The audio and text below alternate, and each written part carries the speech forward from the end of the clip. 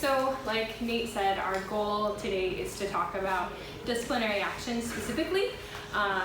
A low-key goal of mine is to try to come up with like trainings for all of these processes that we do that are sort of like this. So that's why it's called Living Out Our Vision and Values, and talking about how we do that in our policies and procedures.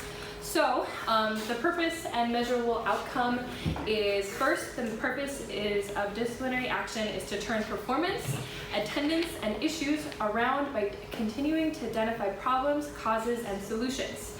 We want to accomplish this in a way that embodies our values by training our leaders of its importance and process.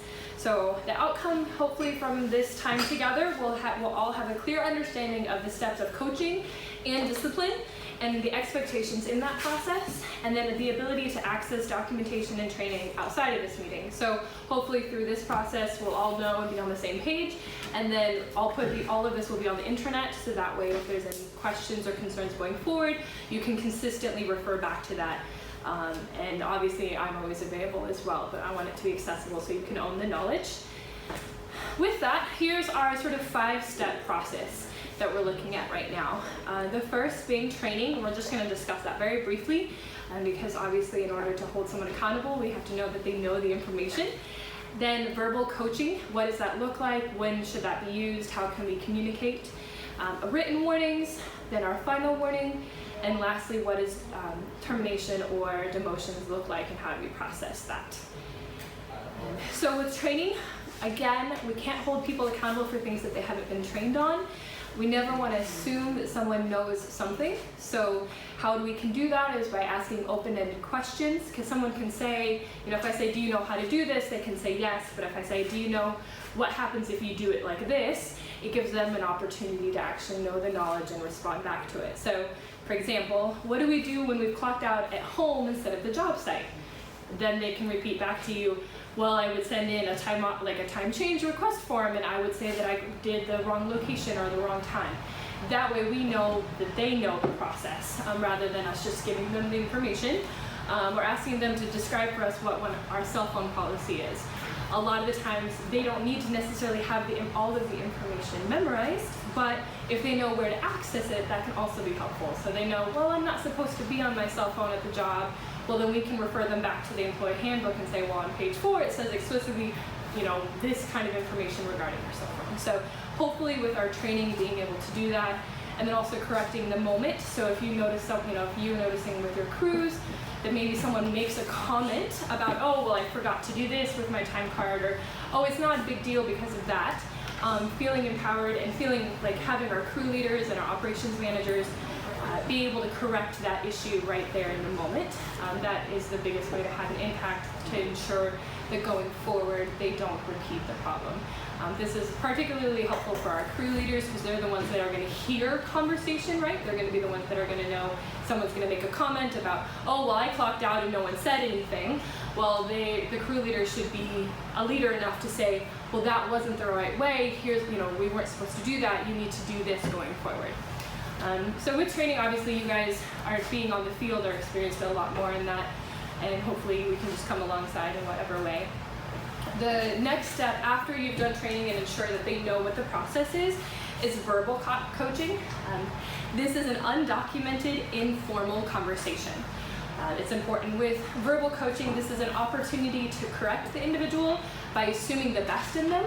So again, that's why it is more of an informal process. I talk with people like during orientation, and the idea that we're gonna anywhere from, and I say here, it can happen once or multiple times. We may say one time, or we may say 5 times about an issue. It's really up to our discretion because it's an informal process. That depends on you as a leader, what you want to do in that. But you're gonna also, how you go through that process with someone will probably be based on your training style and the needs of the employee. So like a stupid mistake, so to speak, of like, oh, I forgot to do something. Well, you may have an employee that's, a little bit more forgetful, so you may have more grace to repeat them in the direction multiple times verbally, or maybe a big enough issue that you're like, hey, you didn't know that, now you do, we need to make sure we follow that correctly. We want to emphasize the importance that if this is a problem after this conversation, that formal action would be taken.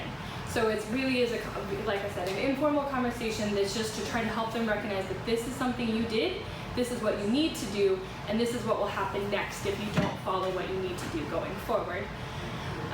Nate recommended like the idea of like the I messages, so being able to talk about like talking about how you feel in response rather than accusing a person. So when you continually show it up late, I feel that the work and team aren't important to you or aren't important, and because you're late, it affects production, it makes us unable to have everyone on the same page for safety. We would prefer that you show up on time or 5 minutes early. Try and have sort of like, that's just an example of one way to have those kind of verbal conversations in order to coach well with that. And we'll do questions at the end in case anyone has any questions with it, so that way we can continue going forward with the video for everyone there. The next step after verbal coaching is going to be a written warning. This is documented only after you've done verbal coaching or if the offense is worthy of immediate documentation. The reason for that is that sometimes people may just not quite understand the weightiness of what they're doing, and to give them the benefit of the doubt and to assume the best in them, we want to give them the opportunity to have had a verbal, like, hey, do you understand that this is a thing? And then after that, doing a written warning. Again, if the offense is worthy of immediate document, so if it's something that you know was trained and you know should have happened, then yes, you can go straight to this process. You need to have a disciplinary action form filled out and schedule a formal sit down with the employee and have one witness, specifically someone in leadership. So the reason for that is this.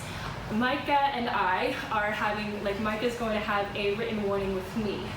We go sit down, just he and I can leave that conversation hearing things that maybe weren't being said, or I could come back legally and be like, okay, accuse Micah of doing X, Y, or Z, or being aggressive in what he was his presentation.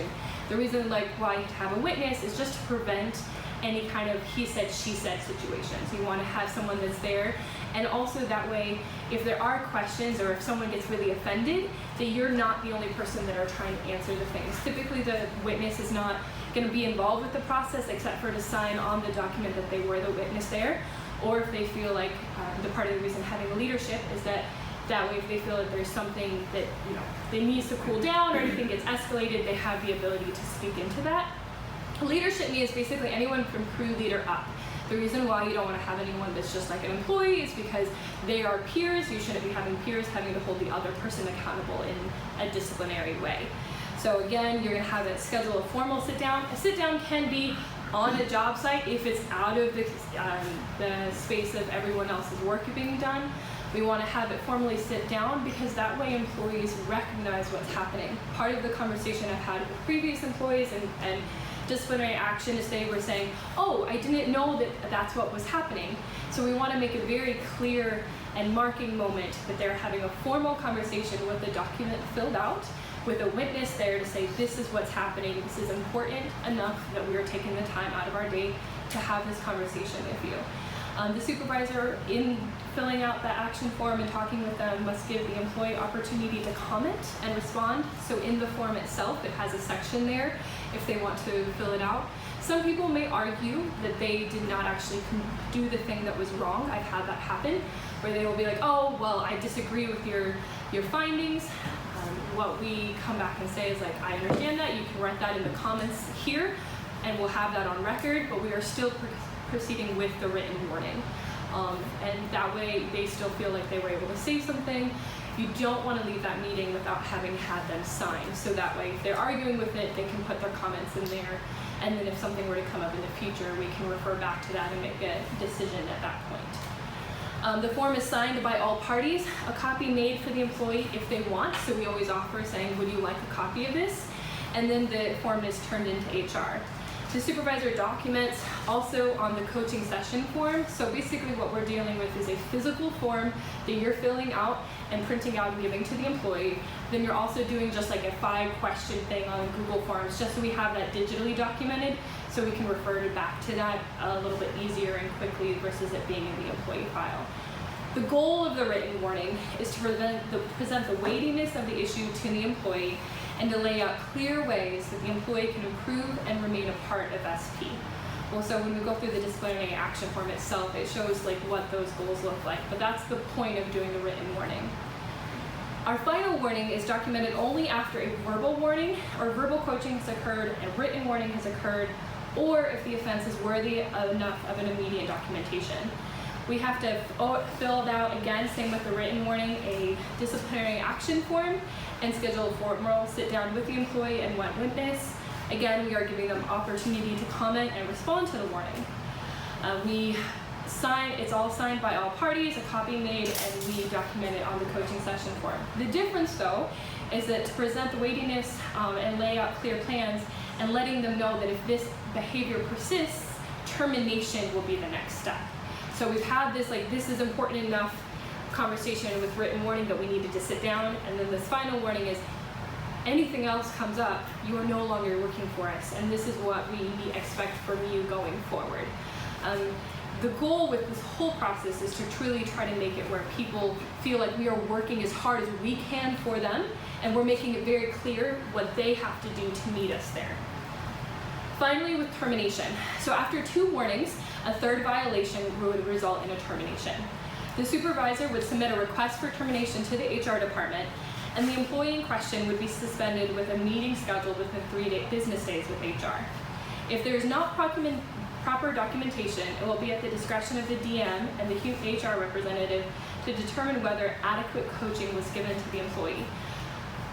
All of that to say, it's important that we document everything that we do, because it gives weightiness to what we've done, it shows accountability in what we've done, and also it makes it where we can come back to the employee and say, no, look, we did this, this, and this. We are committed to you, we are involved in you, and we are willing to do as much as we can, but we've done those things, and you've chosen not to do them, and thus you're choosing to not be a part of here. Hopefully with termination, we're not just creating a situation where they feel, everyone's gonna feel hurt, it's understandable, but they know that they were the ones that dropped the ball. We are not giving up on them. We're just holding them accountable for the things that we've already laid out. But we also understand that sometimes something may come up where proper documentation may not have occurred, especially historically, and thus it's at the discretion of the division manager and any assistance they want from the HR to determine whether coaching was given. Along with the termination request, the supervisor must also inform HR if there was any equipment outstanding that should be collected. That's a big part, is if someone had access to things or they were responsible for things, we need to know so we can request to that be turned in, and if they don't turn it in, to be able to take that out of their last paycheck, which is why within 3 days is when that final meeting is scheduled. That final meeting with the employee is they're given a disciplinary action form stating the reasoning for their termination and listing the previous actions that we've taken towards them. With that meeting, it's not to say that they aren't being terminated. So it's more to give time where we're able to suspend them so we can go ahead and do any, the HR department can go and look and see, okay, we have done our proper documentation, or this is the accusation that's being brought to the employee. So let's say someone is stealing time on their time card, and we know that that's an offense that needs to be terminated for because it's being consistent. HR needs time to be able to review this so we can present it to the employee to lay out exactly what happened. So that's why there's a 3-day gap there where you can just suspend them when there's that issue coming up, and then we actually go through the final termination process with them. Incident termination, there are certain times that and behaviors that won't be tolerated, and these are listed directly in the employee handbook as well. And so theft of company products or workplace equipment, assault of a coworker or customer, abuse of a coworker or customer, being under the influence or intoxication at work, and behavior that could jeopardize the health, safety, or profitability of other employees or the company. If an employee has any of these occur, the decision is made at the discretion of the division manager with consultation from human resources. So we are a small company, we have the ability to choose that we feel like we can invest more in these people, or we want to give people second chances, and we want to honor that process in our company while still having some level of accountability with it. So these are the things that everyone who works for us has signed this employee handbook to say that they agree that if these things happen, they know termination can occur. But what we're also saying is we're going to give ourselves a little bit of space to determine whether or not that action was something that should just be terminated immediately, or if we want to do another process in there. If we chose that from these behaviors we decided not to terminate, we would just go to a final warning in order to be able to hold them accountable to ensure that nothing would happen in the future. part of disciplinary action, oftentimes, especially in the growing population that we have here in Sioux Falls and just generally in the kind of work we're doing in construction, drug testing is something that we just need to be aware of as part of our process. So going forward, if we, like with drug testing, we will implement that after any kind of accident, whether work-related or car-related, that's like a worthy enough accident. Drug testing can also occur for just your empowerment to know that if there's abnormal conduct or erratic behavior or deterioration of work performance, we can request drug testing. And then direct observation of drug use and what like the effects of that, or if there's physical symptoms like slurred speech, agitation, like being lethargic or uncoordinated or inappropriate responses to questions, we can do drug testing back according to that. South Dakota does not have any drug testing laws, but what we want to do is have consistency, so we're not ever able to be found, oh, we were only pinpointing a certain demographic of the population. So really, these are the things that we want to say if we're ever going to do drug testing, that these are the reasons why we are, that they fall into one of these three categories. And then if an employee is found positive, the decision is made again at the discretion of the division manager with consultation from human resources on what we're going to do and move forward with. Again, if we chose to keep them on, they would go straight to a final warning in order for their conduct to be taken seriously and hold them accountable to better actions in the future. So I do want to show you guys an example of the disciplinary action form. And what we have here is, this will be on the leadership intranet. We've talked about how to get this digitally. Right now, we're not going to have it digital, specifically for the reasons that I want to have the physical signatures of the employee, not just a digital one. Like, right now with most of our forms, it'll say like, oh, do you give your digital signature? Those aren't very, really legally binding in the way that we would like this to be. Having all of these procedures also just gives us a safety net to make sure that we're treating everyone fairly and kindly. So in the employee disciplinary form, you put like their name, their date, employee position, supervisor name, the division that they work in, and then the type of warning. So is this a written, final, or termination? And the italicized is to help you know what information to put in there. So for example, what happened? Describe the unsatisfactory performance that led to this action, trying to provide as specific of details as you can. So date and place are great. If not, being able to say, well, we know that this, giving as much specific as you can. So if you don't know the exact date, a time frame. It was the beginning of the week of, June 19th or whatever it may be. Who observed the behavior? So this is always a little difficult for companies to do. It's like, well, should I list the people who observed this happening? Because what if there's a fear of retaliation? What we found, from what the companies that I've worked for in the past, is that it's better to name the people involved and be very clear, so that way the individual knows that we know who was involved, so that actually can help reduce retaliation, if that makes sense. So if we don't list, then I'm like, oh, was Nate the tattletale? And so then all of a sudden I may act aggressively towards Nate, when in fact Andrea was the person who reported the issue. So that way we can make sure we're actually protecting our people by listing who observed the behavior.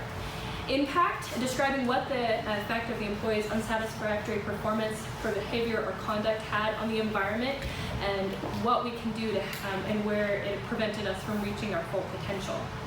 And then how.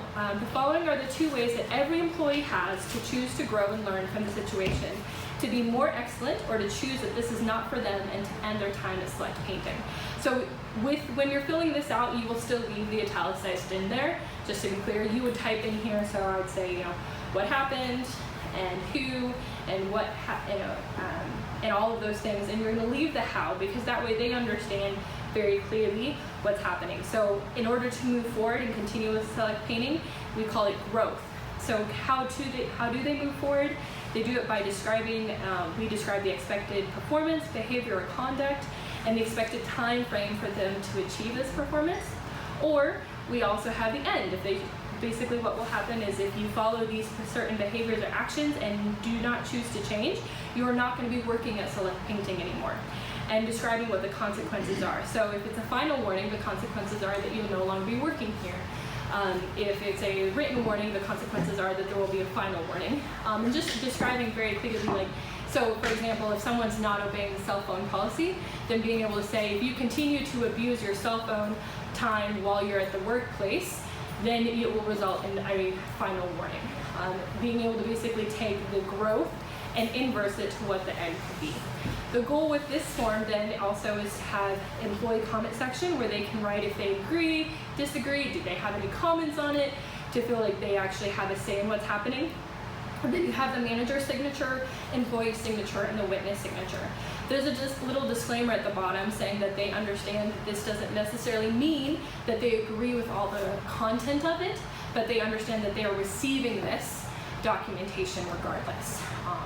Again, you can just come into situations where people can disagree with you, but that doesn't mean that we're going to change what we're doing. So with this form, it's hopefully to make it very clear and present for our employees to know what kind of investment we're making into them, in their behavior and their actions, while also holding us accountable for that.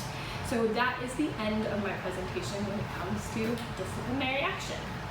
I have anyone, yeah, you can